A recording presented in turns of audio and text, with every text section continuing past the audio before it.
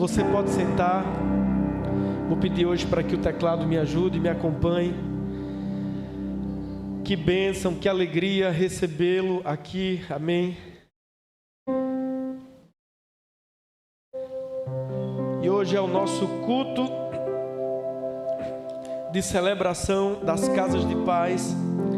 Nas últimas semanas, nós tivemos casas de paz em 32 casas, 32 lares abriram as suas portas para que membros da nossa igreja levassem a palavra da fé, levassem uma palavra de paz, amém?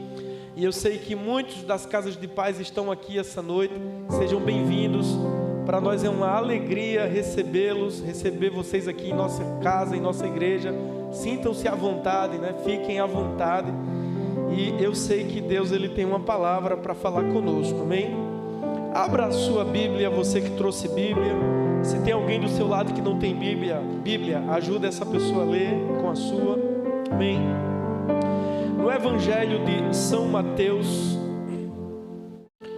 no capítulo 1, pode baixar um pouquinho mais o volume, Edgar.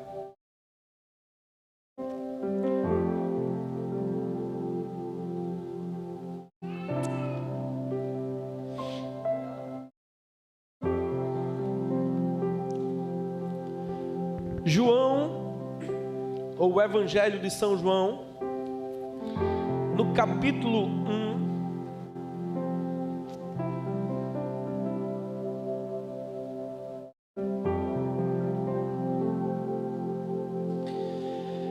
a partir do versículo 10 até o versículo 14. Aquele que é a palavra, ou como no original no grego, o Logos. O Logos no grego se referia ao princípio universal da ordem de todas as coisas. O Evangelho de João começa aqui no versículo 1 dizendo que no princípio ele era o Logos. As nossas Bíblias traduzem como verbo ou como a palavra. Mas essa palavra Logos no grego, ela tem vários significados. E um deles é o princípio universal de ordem e harmonia que governa o cosmos. Então João, falando e escrevendo em grego, ele diz que Jesus, no princípio, era o Logos, o princípio universal. Estava no mundo e o mundo foi feito por intermédio dele, mas o mundo não o reconheceu. Ele veio para o que era seu, para os judeus, mas os seus não o receberam. Contudo, aos que o receberam, aos que creram em seu nome, deu-lhes o direito de se tornarem filhos de Deus. Vou ler novamente o versículo 12. Contudo, aos que o receberam, aos que creram no seu nome, deu-lhes o direito de se tornarem filhos de Deus, os quais não nasceram por descendência natural, nem pela vontade da carne, nem pela vontade de homem algum, mas nasceram de Deus. Aquele que é o Logos tornou-se carne e viveu entre nós. Vimos a sua glória, glória como a do único Filho vindo do Pai, cheio de graça e de verdade. Amém. Feche os seus olhos, curve a sua cabeça. Senhor Deus, nós queremos consagrar a Ti esse momento, Pai, em que a Tua palavra vai ser ministrada. Está escrito que aprouve a Deus salvar os homens pela loucura da pregação. É por meio da loucura da pregação que a fé chega aos nossos corações e que a verdade de Cristo é revelada a nós. Eu te peço, Senhor, que neste momento o Senhor possa me usar como te apraz e como um instrumento teu para transmitir a tua palavra, para tocar nos corações. Eu sei, Senhor, que só o teu Espírito pode convencer. Só o Teu Espírito pode iluminar os olhos. Só o Teu Espírito pode guiar a verdade. Então, Espírito Santo de Deus, me inspira, me ajuda, e eu te peço que você esteja sobre essa congregação, revelando, iluminando e quebrantando, no nome de Jesus. Amém. Eu queria essa noite, irmãos, eu quero falar sobre o novo nascimento. O que é o novo nascimento? Na verdade, essa palavra novo nascimento, ela é sinônimo de salvação. Em diferentes congregações, nós usamos terminologias diferentes para se referir à mesma experiência. Algumas igrejas perguntam quem quer entregar a vida a Jesus. Outras perguntam quem quer ser salvo. Outras ainda falam quem quer confessar Jesus como Senhor. Alguns outros ainda dizem assim, quem quer se tornar uma nova criatura, ou quem quer nascer de novo. Todos esses termos, eles são sinônimos e se referem a uma mesma experiência, que eu gosto de dizer que é o encontro pessoal com Cristo. É como aquele encontro que Saulo de Tarso, que nós o conhecemos como Paulo, ele teve com Jesus numa estrada indo para Damasco. Paulo era um judeu religioso. Na verdade, ele estava sendo treinado para se tornar um rabino. Ele estava sendo educado e treinado por um homem extremamente respeitado chamado Gamaliel. E Paulo era tão zeloso da religião judaica, ele considerava que o cristianismo era uma seita perigosa que estava prejudicando a religião verdadeira, e para ele era o judaísmo. Então ele passa a perseguir os cristãos. Naquela época as igrejas não tinham templos, eram nas casas. E então ele entrava nas casas, prendia os cristãos e os lançava na prisão. E ele estava indo para uma cidade chamada Damasco, que ainda hoje essa cidade existe. E ele estava indo para lá porque havia muitos cristãos naquela cidade. E ele ia com um grupo de soldados do templo com o intuito de prender aqueles cristãos e forçá-los a negar a Jesus, e alguns seriam presos e mortos. Mas naquela estrada para Damasco, ele fala mais tarde dessa experiência ao rei Agripa. Ele diz que viu uma luz mais resplandecente que o sol. Você já imaginou? Tenta olhar para o sol ao meio-dia, você queimaria os seus olhos. E ele dizendo ao rei Agripa, 30 anos mais tarde, ou quase isso, ele diz: rei Agripa, eu vi uma luz mais resplandecente que o sol. E então ouvi uma voz que disse: Saulo, Saulo, por que me persegues? E ele perguntou: quem és, Senhor? E a voz o respondeu: eu sou Jesus, a quem você persegue. Aleluia! E ali ele teve um encontro pessoal com Cristo. Jesus tornou-se real na vida de Saulo. Aleluia! Ele cai cego daquele cavalo, e os homens que estavam com ele também ouviram aquela voz, e aquela mesma voz, Jesus disse para ele: és para mim um vaso escolhido,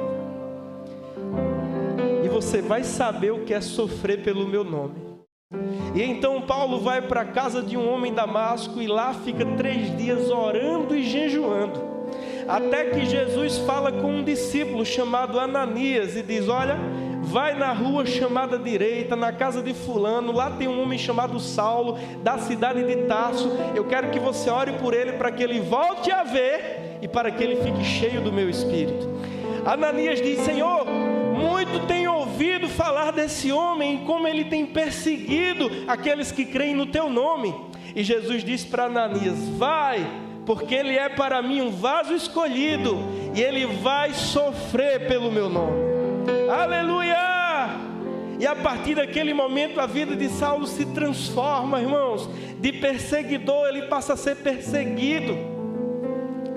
Então, o novo nascimento, a salvação, a conversão é na verdade um encontro pessoal de Cristo, com Cristo.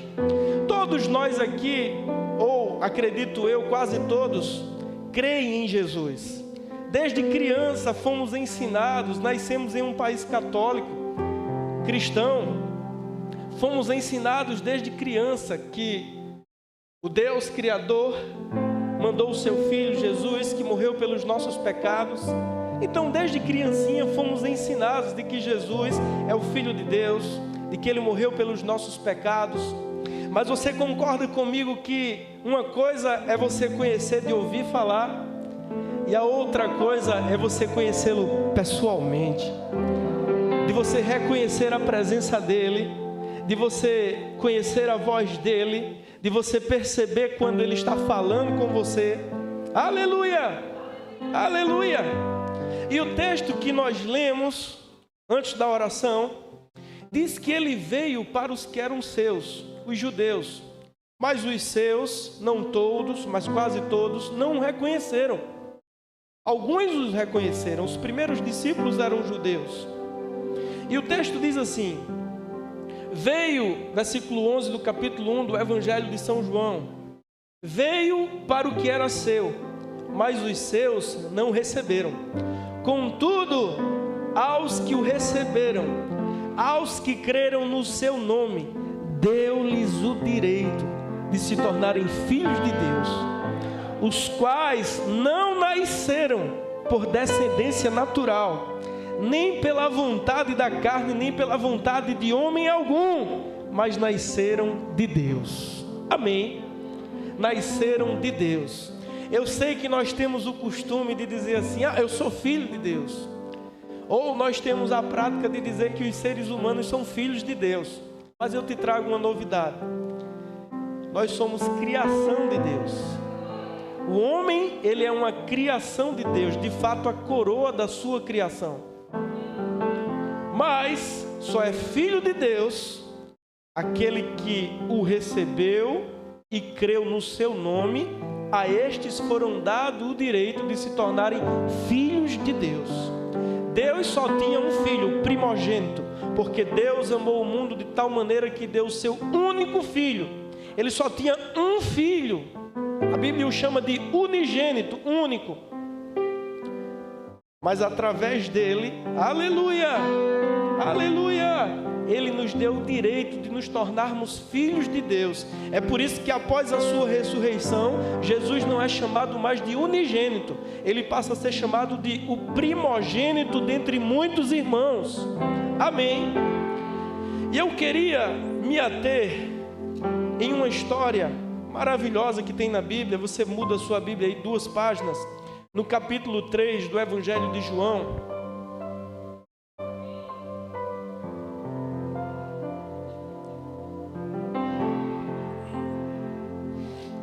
Aleluia. Tem 2 lugares aqui, ó, do lado de Rafa. Quer dizer, eu acho que só tem um. Alf deve estar ali, né? Tem 2 lugares aqui na frente também.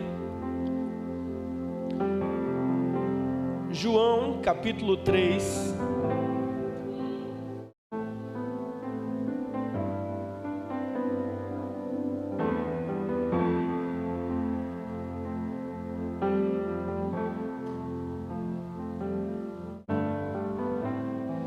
A partir do versículo 1. Se puder botar aqui no telão, eu estou usando a versão NVI. Todos abriram? Havia um fariseu chamado Nicodemos, uma autoridade entre os judeus. Antes de começar a ler, eu vou falar um pouco sobre esse personagem chamado Nicodemos. Na época de Jesus, existiam 4 grupos dentro do judaísmo. Os saduceus, estes não criam em anjos, ressurreição de mortos, essas coisas. Existiam os fariseus, eles acreditavam em tudo isso. Existiam os zelotes, que eram aqueles que queriam guerrear contra os romanos para se libertar do jugo do império. E existiam os essênios. É um grupo que queria se isolar no deserto para ficar ali buscando a Deus isoladamente. E os fariseus era o grupo mais rigoroso, mais rígido e mais fiel às Escrituras. E nessa época Israel estava debaixo do jugo do Império Romano Mas o Império Romano dava liberdade para que os judeus cultuassem a Deus, servissem a Deus no templo, e ainda permitia que os judeus tivessem um corpo governante para cuidar dos seus costumes e de suas tradições. Esse corpo governante era chamado de Sinédrio. Era onde as autoridades de Israel se reuniam para julgar coisas e situações de acordo com a lei de Moisés. E Nicodemos, ele era um membro do Sinédrio. Ele era uma das autoridades do povo de Israel. Ele era um homem respeitado e também um profundo conhecedor das Escrituras Sagradas. Naquela altura em que Jesus vivia, o Velho Testamento todo já existia. E era a Bíblia que eles tinham naquela época. O Nicodemos, ele conhecia toda a Escritura Sagrada. Para chegar na posição em que ele chegou como membro do Sinédrio, ele era um doutor nas Escrituras. Amém? Havia um fariseu chamado Nicodemos. Uma coisa interessante sobre Nicodemos também, ele é citado 3 vezes no Novo Testamento. A primeira é aqui, quando ele vai ao encontro de Jesus durante a noite. Um segundo momento em que ele é citado é no capítulo 7 do livro de João, quando o Sinédrio está reunido, julgando Jesus, se deve prendê-lo ou não. Nicodemos sai em sua defesa e diz: acaso a nossa lei permite que alguém seja preso sem que antes seja ouvido? Então ali ele consegue dissuadir os judeus para naquele momento não prenderem Jesus. O outro momento em que ele é citado é no capítulo 19 de João.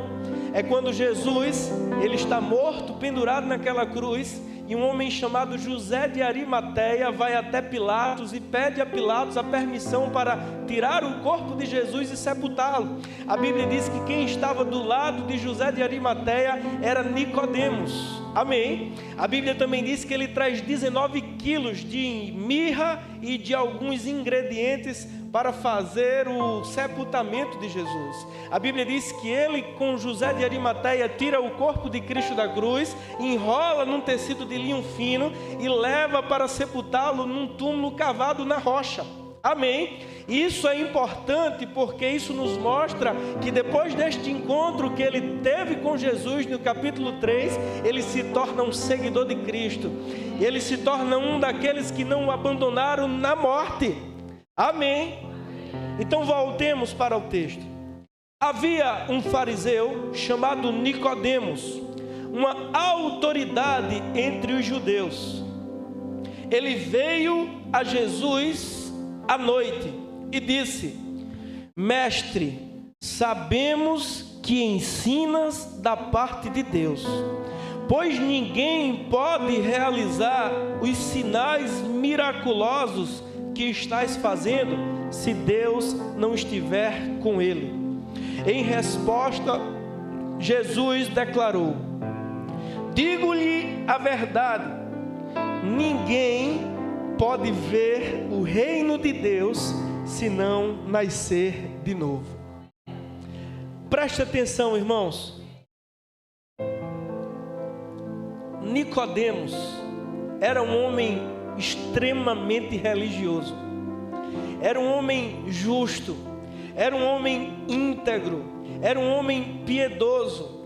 Provavelmente, eu posso afirmar até com certeza, Nicodemos conhecia o Velho Testamento mais do que todos nós juntos. Era um homem que conhecia as Escrituras Sagradas, que era religioso, que era íntegro e justo, mas ainda assim lhe faltava algo. Mas ainda assim existia um vazio em seu espírito, que mesmo o estudo disciplinado da palavra de Deus não preencheu. E quando ele vai até Jesus, ele percebe algo em Jesus, ele reconhece Deus em Jesus, e ele vai à noite até Jesus. Alguns especulam que ele foi à noite para não ser visto de dia na companhia de Jesus, pois Jesus era marginalizado pelas autoridades de Israel. Alguns especulam que ele foi à noite para que ele não, devido à sua alta posição, não fosse visto na companhia de Jesus. Outros, porém, eu sou dessa parte, acreditam que ele foi à noite, pois ele teria mais tempo de ter uma conversa longa com Jesus. Afinal de contas, Jesus era muito assediado, todos queriam tocá-lo, todos queriam que ele colocasse as mãos sobre o seu filho, todos traziam seus enfermos para serem curados.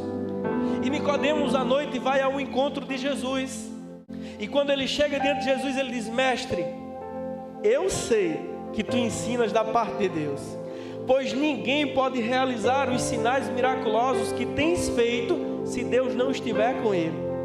E Jesus é extraordinário, irmãos. Ele olha para Nicodemos e ele vê o que Nicodemos está buscando. Ele olha para Nicodemos e enxerga o espírito de Nicodemos. Ele vai direto ao ponto, ele diz: em verdade te digo, Nicodemos, ninguém pode ver o reino de Deus se não nascer de novo. Aleluia! Você é religioso, você é piedoso, você é conhecedor das Escrituras, mas deixa eu te dizer, te falta algo, Nicodemos. Você precisa nascer de novo. E Nicodemos, irmãos, ele não entende.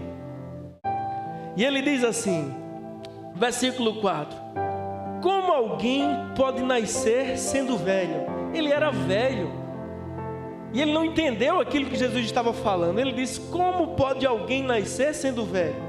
É claro que não pode entrar pela segunda vez no ventre de sua mãe e renascer.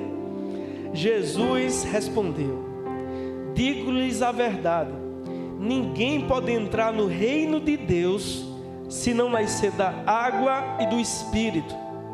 O que nasce da carne é carne, mas o que nasce do Espírito é Espírito. Amém? Em verdade te digo, ninguém pode entrar no reino de Deus se não nascer da água e do Espírito. O que é nascer da água, irmãos? A água para os judeus era a purificação. O banho para os judeus era um ritual de purificação. O lavar as mãos para um judeu é um ritual de purificação.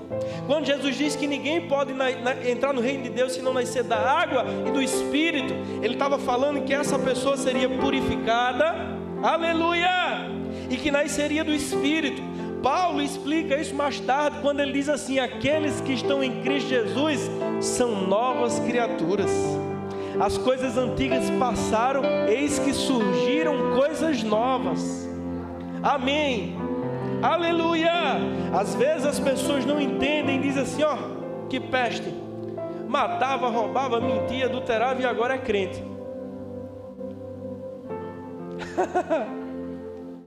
Aleluia. Eu sei que temos maus exemplos, eu sei que nem todos que estão na igreja verdadeiramente nasceram de novo. Isso não é novidade. Leia a Bíblia e você vai descobrir que isso sempre houve, sempre aconteceu, e até Jesus voltar haverá aqueles que trarão escândalos. Mas o novo nascimento, ele é real, e é um dos maiores milagres, se não o maior de todos.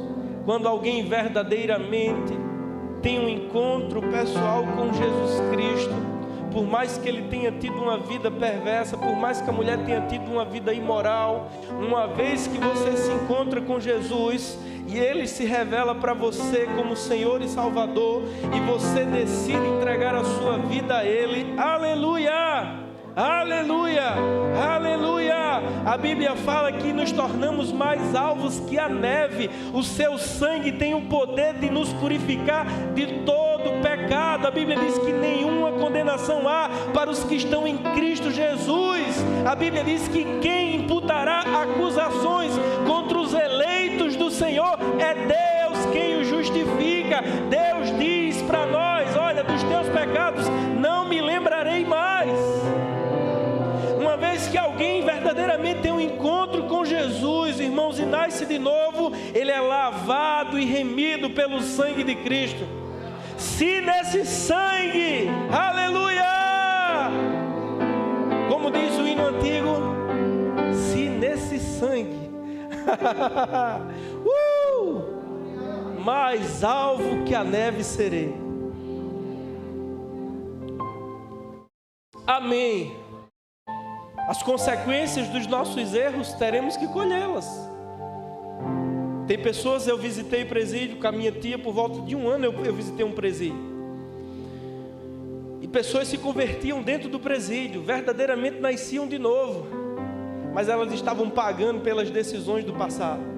Só que a diferença é que agora, apesar de estarem presas, elas estavam libertas. Aleluia! Aleluia! É sobrenatural, não tem como explicar. Mas se você que está me ouvindo passou por essa experiência de ter entregado a sua vida a Jesus, de ter nascido de novo, você sabe exatamente do que eu estou falando. A Bíblia diz que o próprio Espírito de Deus testifica ou testemunha com o nosso espírito que nós somos filhos de Deus. É uma convicção que você morreria por ela. Eu sempre cito esse episódio porque me marcou muito.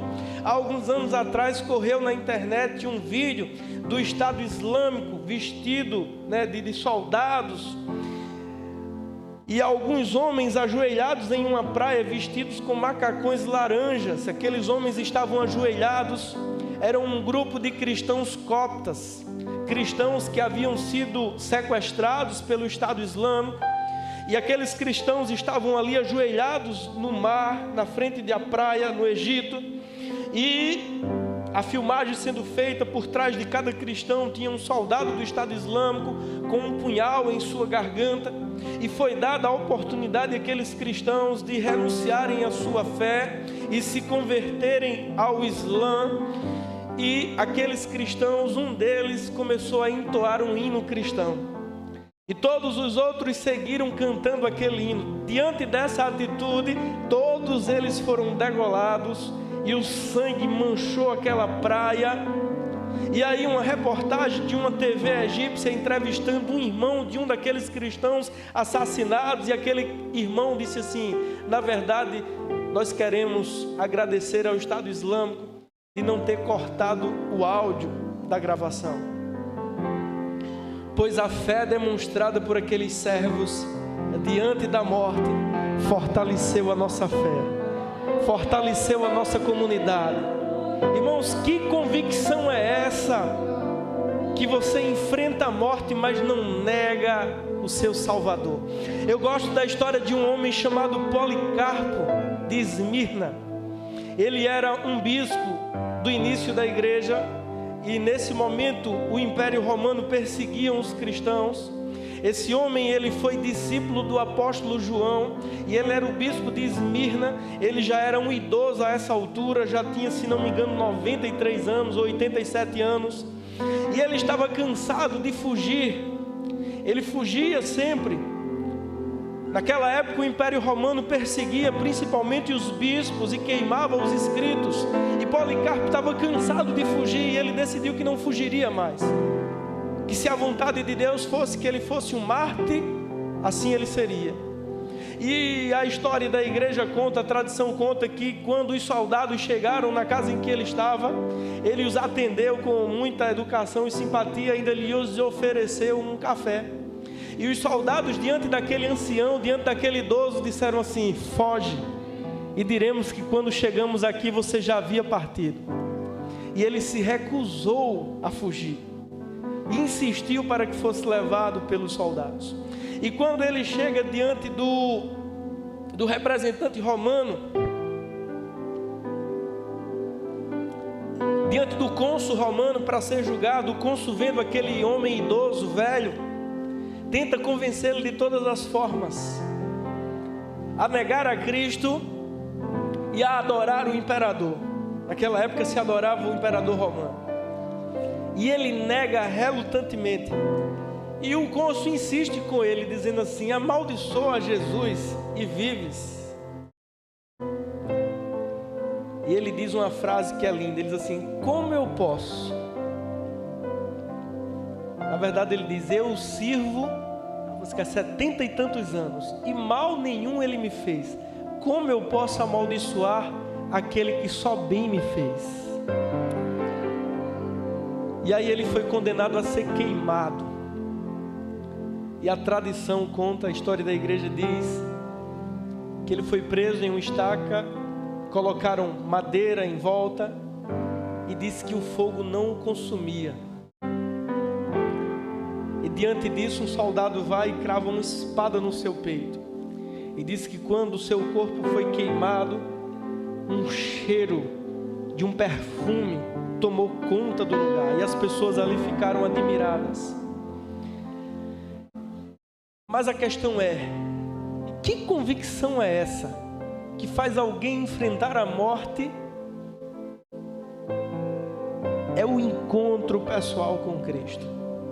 Quando Ele se torna real para você, quando a presença dEle é conhecida por você, quando a voz dEle é conhecida por você, quando a presença dEle é sentida e percebida por você, aleluia! Nunca mais você será a mesma pessoa. Depois que você experimenta da presença de Jesus na sua vida, você pode até voltar a beber, voltar a usar drogas, voltar a fazer o que te dá prazer, mas nada, absolutamente nada se compara ao gozo que a presença de Jesus traz. Para quem está aqui e já teve uma experiência com Jesus, de senti-lo, de ouvi-lo, de percebê-lo, você sabe do que estou falando. Nada se compara. Aleluia! De repente você está em seu quarto orando, e a presença dele enche o seu quarto, e você sabe do seu pé à sua cabeça que Jesus está ali, e ele começa a falar com você, e as lágrimas escorrem dos seus olhos, e você diz: eu não queria estar em outro lugar senão na tua presença, Senhor.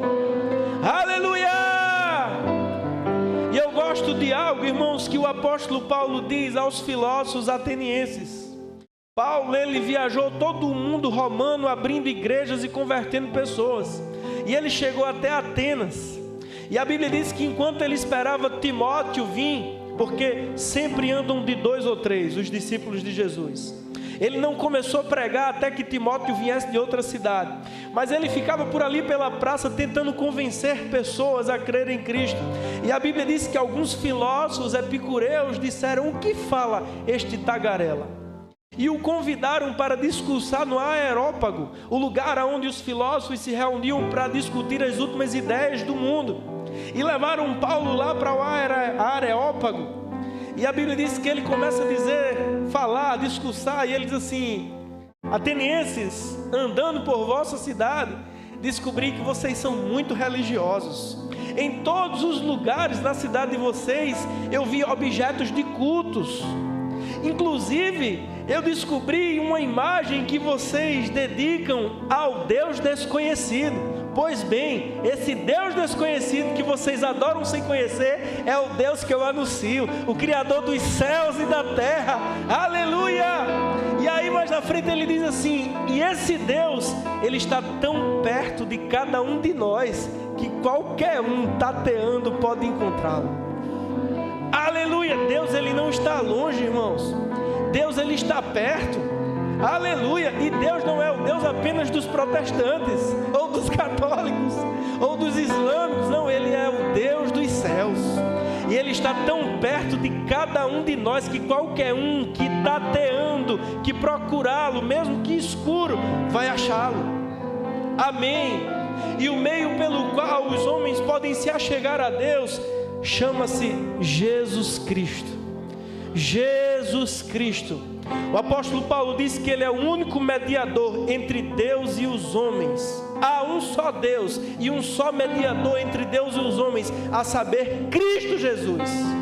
Ele próprio, falando de si, ele disse: eu sou a verdade, o caminho e a vida, e ninguém vem ao Pai senão por mim. Aleluia! Como eu posso me achegar a Deus? Jesus Cristo. Amém. Em resposta, Jesus declarou: digo-lhe a verdade, ninguém pode ver o reino de Deus se não nascer de novo. Perguntou Nicodemos: como alguém pode nascer sendo velho? É claro que não pode entrar pela segunda vez no ventre da mãe e renascer. Respondeu Jesus: digo-lhe a verdade, ninguém pode entrar no reino de Deus se não nascer da água e do Espírito. O que nasce da carne é carne, mas o que nasce do Espírito é Espírito. Amém? Não se surpreenda pelo fato de eu ter dito: é necessário que vocês nasçam de novo. Eu gosto da versão que diz: importa-vos nascer de novo. É necessário nascer de novo.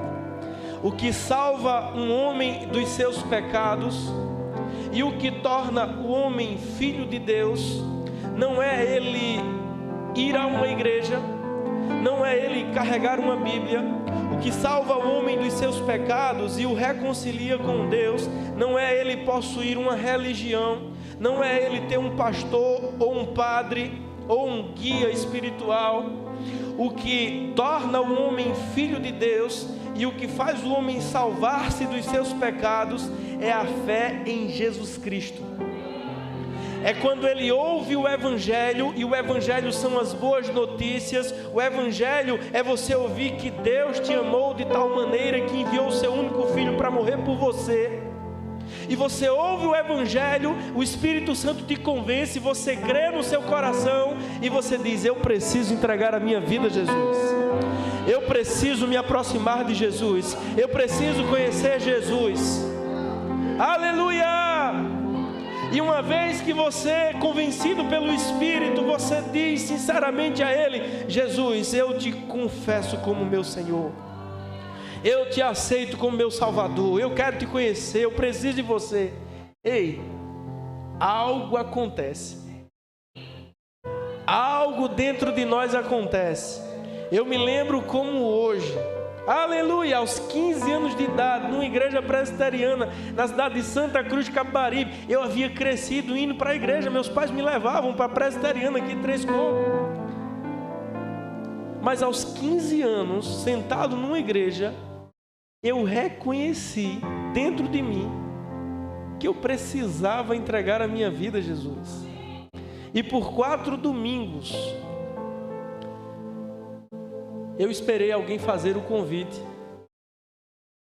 Naquela igreja em especial, não se tinha o hábito de fazer o convite no final do culto de quem queria confessar Jesus como Senhor.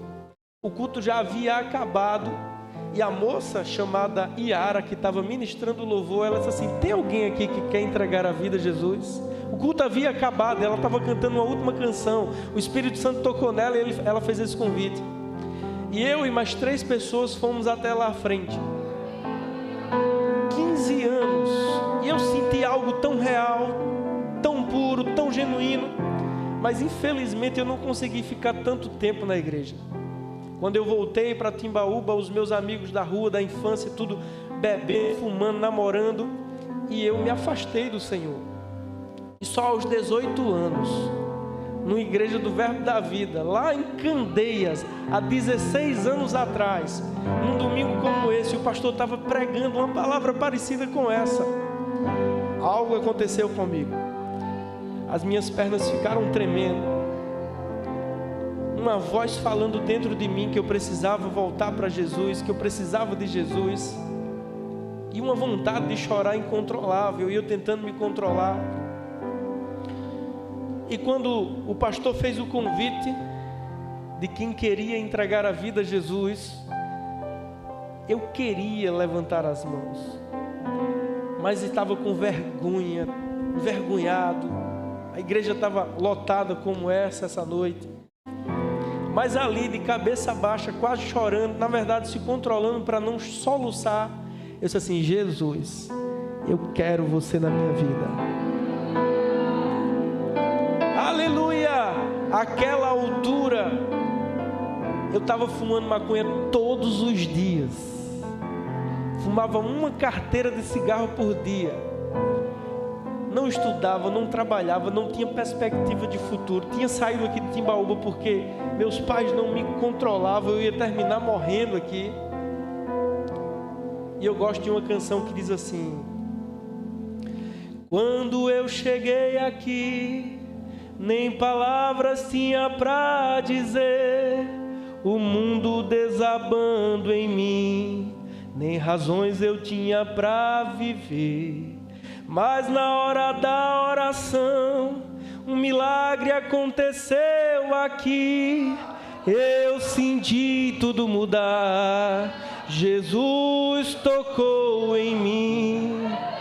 Quando eu cheguei aqui, com a alma batida, uma fera ferida, recebi um novo coração, nova vida.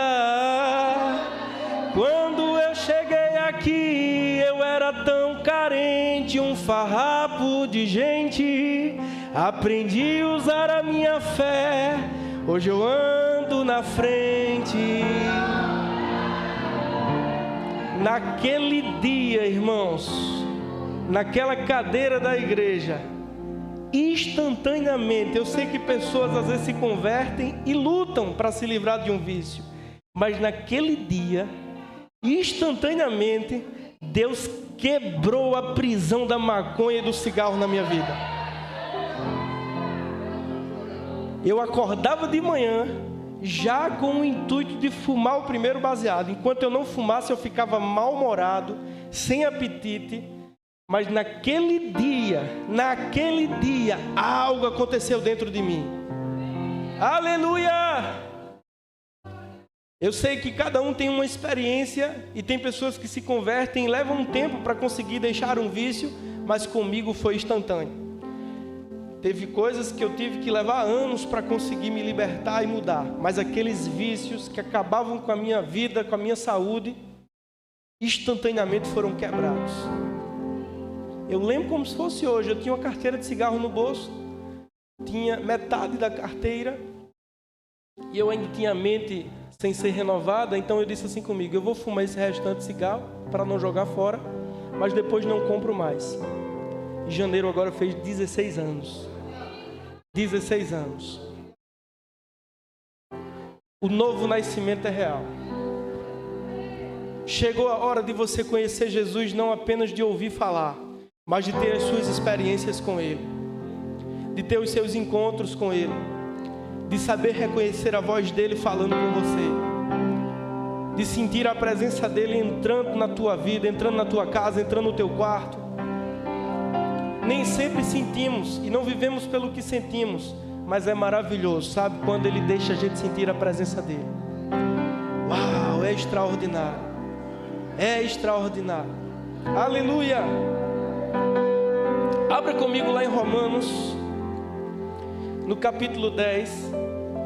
E eu queria chamar o louvor aqui na frente. Aqui na frente não, aqui no altar.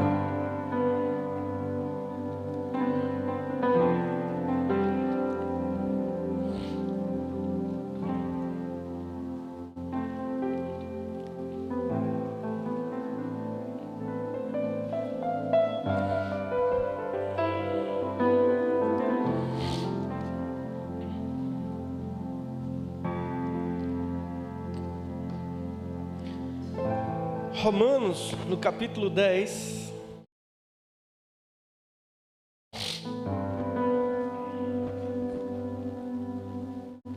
a partir do versículo 4.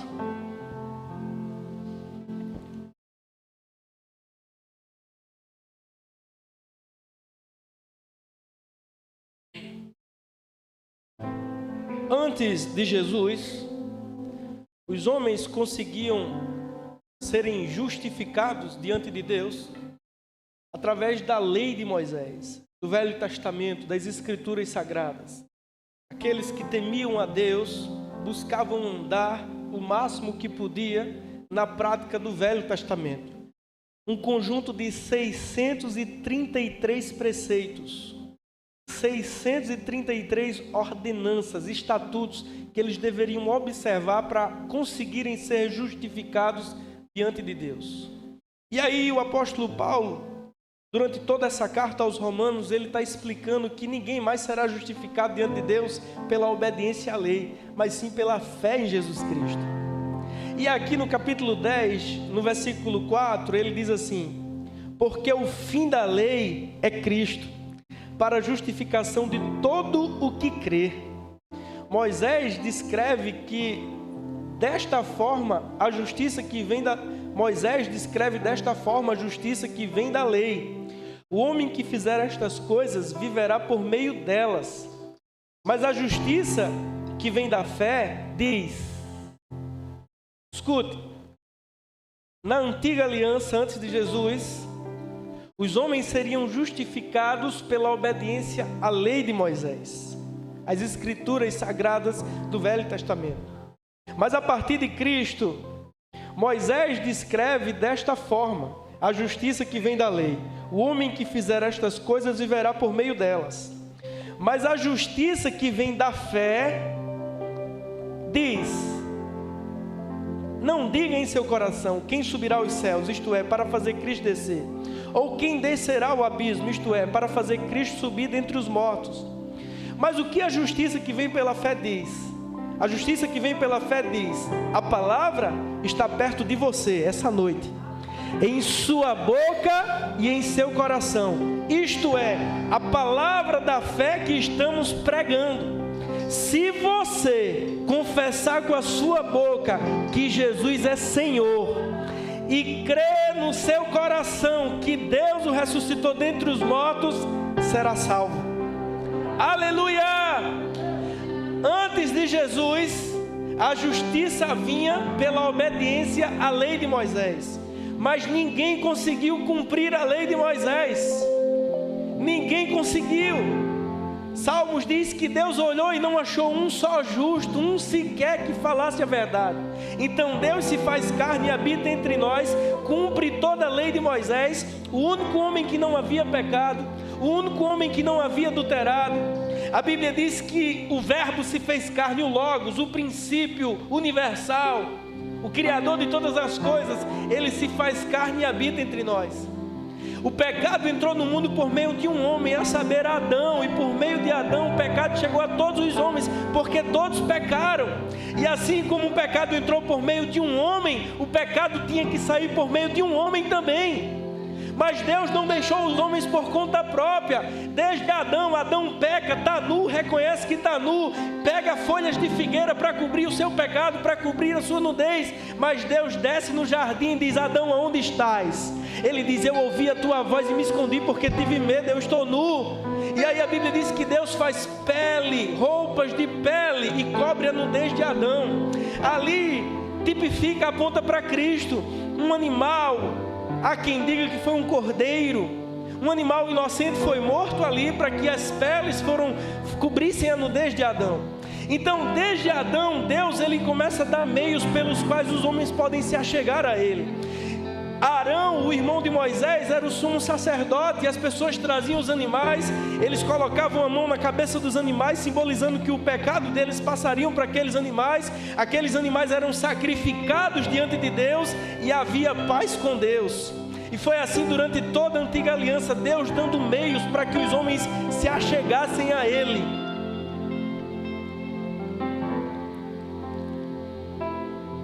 Mas na plenitude dos tempos, 700 anos antes, um profeta chamado Isaías, ele havia profetizado.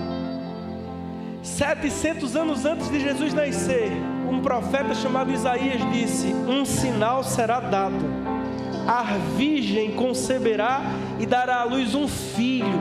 Aleluia! O maravilhoso, o conselheiro, o Deus forte, o Pai da eternidade, o príncipe da paz.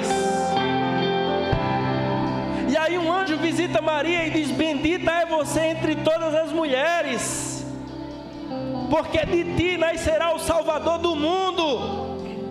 Aleluia! Aleluia! Ele nasce, uma estrela está nos céus, magos vindo do Oriente seguem aquela estrela, porque é um sinal que o rei dos judeus havia nascido. O encontram numa manjedoura, apresenteiam ele com incenso, ouro e mirra. No campo tem pastores cuidando dos animais, e de repente os céus se abrem, um exército celestial aparece cantando, dizendo: glória a Deus nas alturas e paz na terra aos homens, porque hoje na cidade de Davi nasce o Cristo. Aleluia!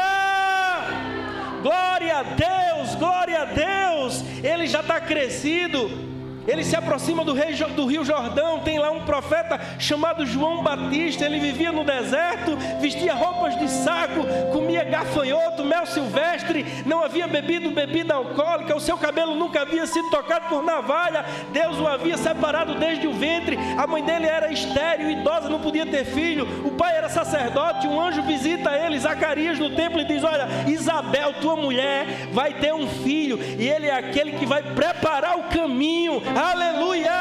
E aí ele prepara o caminho. Antes de Jesus, ele vem dizendo: arrependam-se, porque o reino de Deus está próximo. E de repente ele está batizando no Jordão, e Jesus vem até ele, e ele olha para Jesus e diz: aí vem o Cordeiro de Deus, que tira o pecado do mundo. Este é aquele de quem eu falei, que eu não sou digno nem de desamarrar as suas sandálias. Eu batizo vocês com água, mas ele batizará vocês com o Espírito Santo e com fogo. Jesus vai até ele e diz: eu quero me batizar. João diz: Senhor, eu aqui preciso ser batizado por ti. E Jesus diz: mas faz isso para que se cumpra a justiça. Aleluia, aleluia, o Cordeiro de Deus que tira o pecado do mundo. Aquele, irmãos, que os demônios tiveram que se submeter. Ele chega na região dos Gadarenos, tem uma legião de demônios aprisionando o homem. Aqueles demônios vêm até ele, se prostram e diz: o que queres conosco, Jesus, Filho do Deus Altíssimo? Acaso vieste nos atormentar antes do tempo? Aleluia, aleluia, aleluia. Ele chega numa cidade, ele vê um velório e ele descobre que aquele é o único filho de uma viúva. Ele vai até aquele caixão e traz aquele menino de volta. Ele chega à casa de Jairo, a filhinha de Jairo, 12 anos de idade, estava morta. E ele diz: Talita cumi, menina, eu te digo, levante-se. Lázaro havia morrido, estava sepultado há 4 dias. Ele disse: leve-me até o túmulo dele. A irmã disse: Senhor, já faz 4 dias, já cheira mal. E ele diz: removam a pedra. E ele olha para aquele túmulo e diz: Lázaro, sai para fora. Ele chega no tanque de Betesda. Ele descobre que aquele homem paralítico em cima daquela maca está ali há 38 anos. E ele olha para aquele homem e diz: você quer ser curado? Ele diz: eu não tenho ninguém que me ajude. Quando o anjo move as águas, outro vem e entra no meu lugar. Jesus diz: eu te digo, levanta, toma o teu leito e vai para casa. Um leproso chega até ele, a sua orelha que havia caído, o rosto estava deformado, a lepra tomou conta do seu corpo. Ele vivia nas estradas pedindo esmolas, mas ele escuta: Jesus de Nazaré está na cidade. Ele escuta: olha, Jesus está na cidade. Ele pega a sua capa, ele vai até a cidade, ele chega diante de Jesus e diz: Senhor, eu sei que tu podes, se tu quiseres, tu podes purificar-nos. Jesus estende a mão, toca naquele corpo coberto de lepra e diz: eu quero, fique limpo. E a Bíblia diz que imediatamente a lepra o deixou. Ele vem numa rodagem, de repente um cego chamado Bartimeu escuta aquela zoada, muitos passos, uma multidão, e ele pergunta a alguém: o que é que está acontecendo? Que zoada é essa? Alguém diz: aí vem Jesus de Nazaré. Aleluia, aleluia. Ele havia ouvido falar, a fama de Jesus havia percorrido toda aquela região. Quando Bartimeu escuta que ali vem Jesus de Nazaré, ele diz: essa é a chance da minha vida. Eu estou perdido nessas densas trevas, mas aí vem a luz do mundo. E ele grita com todas as suas forças: Jesus, filho de Davi. O que ele estava dizendo? Ele estava dizendo: eu reconheço que tu és o Cristo, aquele que viria da descendência de Davi. Eu reconheço que tu és o rei de Israel. Jesus, filho de Davi, tem compaixão de mim. Alguém diz a Jesus: manda ele calar a boca. Sempre haverá os opositores para que você não se entregue a Jesus. Sempre haverá. E alguém diz para Bartimeu: cale a boca, homem. Mas a Bíblia diz que ele grita ainda mais alto: Jesus, filho de Davi, tem compaixão de mim. Então Jesus diz: tragam-no. E a Bíblia diz que ele lança sua capa ao lado. A capa era o instrumento pelo qual ele pedia esmolas. Ele forrava a capa no chão e ficava pedindo esmolas. Quando Jesus diz, traga-o, e ele joga a capa ao lado, era como se ele estivesse dizendo, as coisas antigas passaram. Aleluia, aleluia, as coisas antigas passaram. E quando ele chega diante de Jesus, Jesus lhe faz uma pergunta: o que queres que eu te faça? Essa pergunta ele está fazendo para você essa noite. Aleluia, Jesus passou naquele caminho que Bartimeu estava mendigando esmolas. Ele está passando essa noite aqui. E ele está dizendo para você, o que queres que eu te faça? Quando ele fez essa pergunta para Bartimeu, o que queres que eu te faça? Bartimeu disse, Senhor, eu quero ver. Fecha os olhos por um instante. Trevas, escuridão, assim era a vida de Bartimeu, na beira das rodagens pedindo esmolas. Mas ele havia escutado falar de Jesus. Alguém disse a ele que uma mulher tinha hemorragia por 12 anos, mas ao tocar nas vestes de Jesus foi curada. Alguém falou para ele de 10 leprosos que foram curados. Alguém falou para ele de um menino que tinha epilepsia e foi curado. Alguém falou para ele, irmãos. E quando ele escuta que Jesus está vindo na rodagem, ele não quer perder aquela oportunidade. E quando Jesus o pergunta, o que queres que eu te faça? Eu quero ver. Aleluia! Aleluia! Jesus põe as mãos sobre os seus olhos e devolve a sua vista. E a Bíblia diz assim, daquele momento em diante passou a segui-lo. Uma vez que ele toca nas nossas vidas, a gente passa a segui-lo. Muitos não entendem, irmãos, porque a verdadeira conversão, alguém que genuinamente entregou a sua vida a Jesus, obrigatoriamente acontecerá uma mudança radical na sua vida.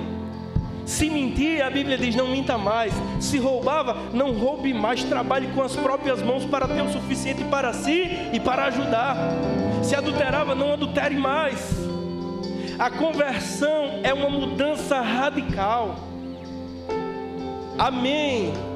Perdemos algumas coisas quando nos convertemos. Na época em que eu voltei para Jesus aos 18 anos, eu perdi todos os meus amigos, porque eu já não me sentia mais bem ali. Não é que eles me rejeitaram ou que eu os rejeitei, mas quando eu ia para lá, eu já estava cheio da palavra, cheio do Espírito, com vontade de conhecer Deus, com vontade de ter experiências com Deus.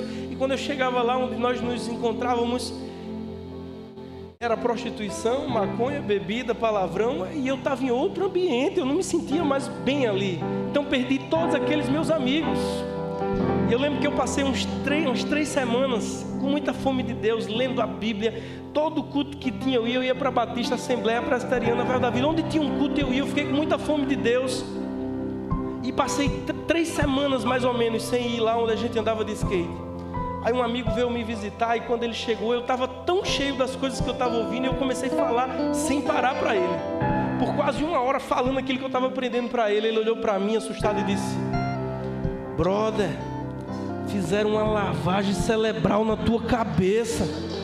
Tu tá muito doido. De fato, irmãos, ele lavou a minha mente. E tem lavado até hoje. Fique de pé. Eu queria que cantássemos aquela canção.